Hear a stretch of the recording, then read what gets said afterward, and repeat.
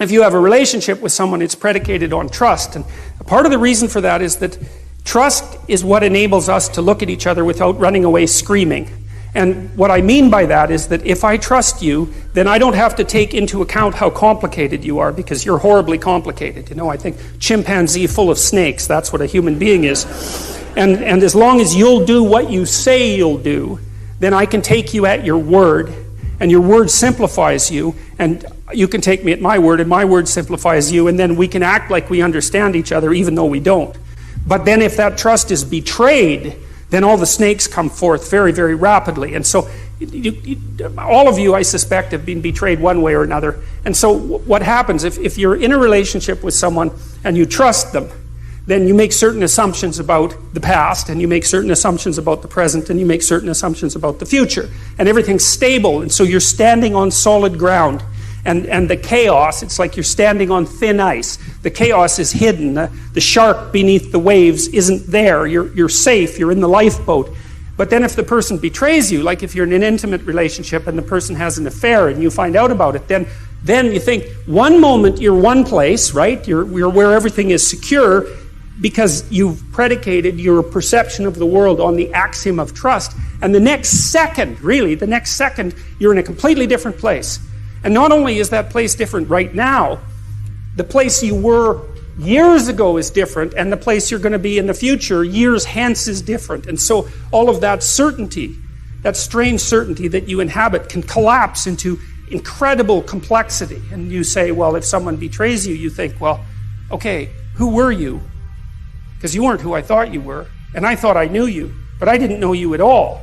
And I never knew you, and so all the things we did together, those weren't the things that I thought were happening. Something else was happening, and you were someone else, and that means I'm someone else because I thought I knew what was going on, and clearly I don't. I'm some sort of blind sucker, or the victim of a psychopath, or someone who's so naive that they can barely live, and I don't understand anything about human beings, and I don't understand anything about myself, and I have no idea where I am now. I thought I was at home, but I'm not. I'm in a house, and it's full of strangers, and I don't know what I'm going to do tomorrow or next week or next year. It's like all of that certainty, that habitable certainty, collapses right back into the potential from which it emerged.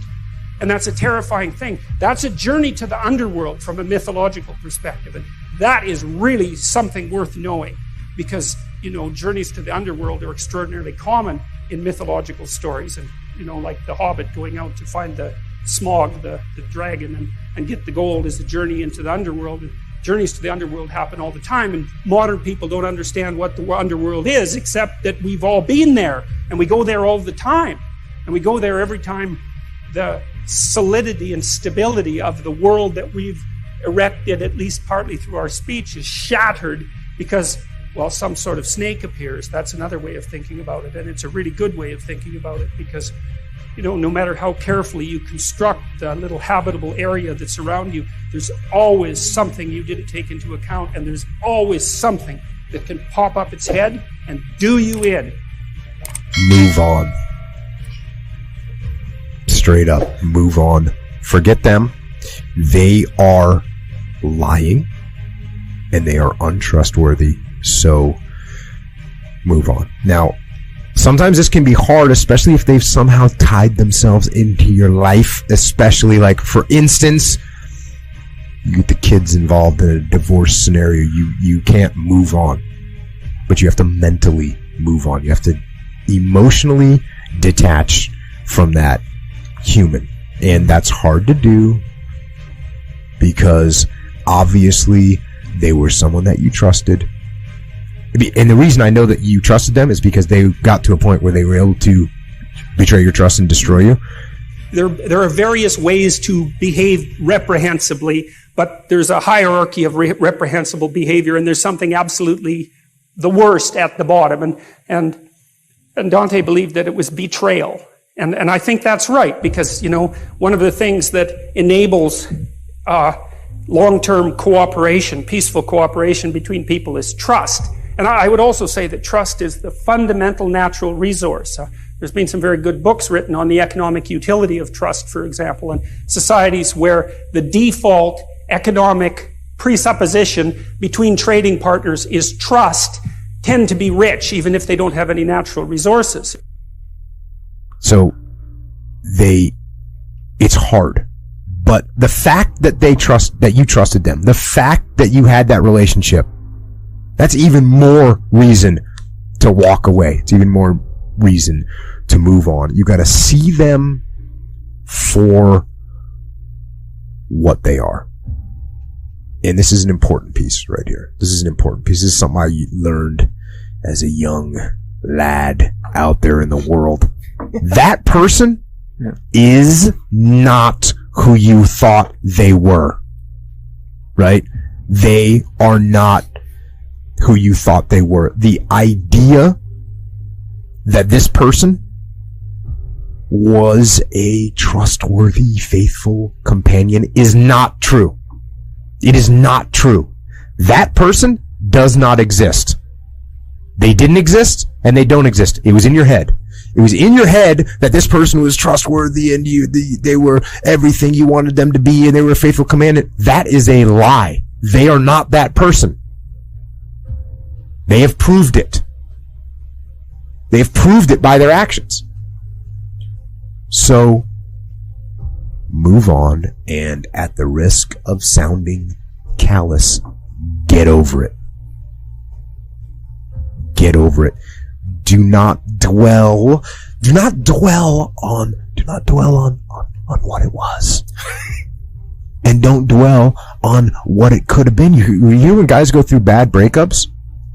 You know, I thought we were gonna, it's like, no, don't dwell on that. Deal with what it is right now. What that person is.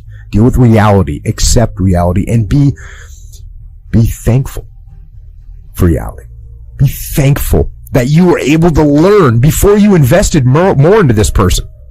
Be thankful that you found out when you did that this person was a liar, that this person was unfaithful, was untrustworthy. Be thankful that you know it.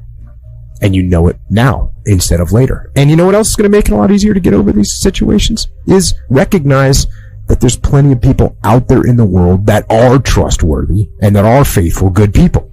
They're out there. Go find one of them. But don't think that person that you had was the only one in the world. They're not. And you know what? Sometimes people have a hard time making that trust because they're so caught up and they don't want to meet someone else right away. That's fine. Start with yourself. Right? Rely on yourself. Trust yourself. Because when someone breaks our trust, we question ourselves too. Yes. Like we think my judgment's bad. I'm not a good judge of human character because I totally put my faith in this person and look what they did to me. So now we don't trust her. So you got to build that trust up. You got to build that trust up back again with yourself. How do you do that? Read, write, learn, work out, be alone. It's okay to be alone. Some people get freaked out when they're alone. It's okay to be alone. It's okay. It's okay to be alone. There's no big deal. Enjoy it. Do something productive. And build that trust up in yourself. You know, look back at the situation, learn from it. We do that. It's an post-operational debrief. Oh, you've put too much trust in somebody? Cool. They broke your heart? All right, roger that. Let's see. What were the steps? What should I have recognized? How many times did I say, well, you know, they didn't call me, but it's probably just because their phone was out of battery. No. Once your phone runs out of battery once, okay, you don't let it happen again, right? Yeah. So you start seeing those red flags, see the mistakes that you made. And then look for them next time around. Because you deal with people all the time that they made mistakes the first run. They go back and they make the same mistakes the second run. They go back and make the same mistakes the third run. That's when you got to start blaming yourself on your situation. Yeah. That's why I said you got to build a relationship with yourself. You got to learn yourself. You got to learn to trust yourself. So spend some time doing that.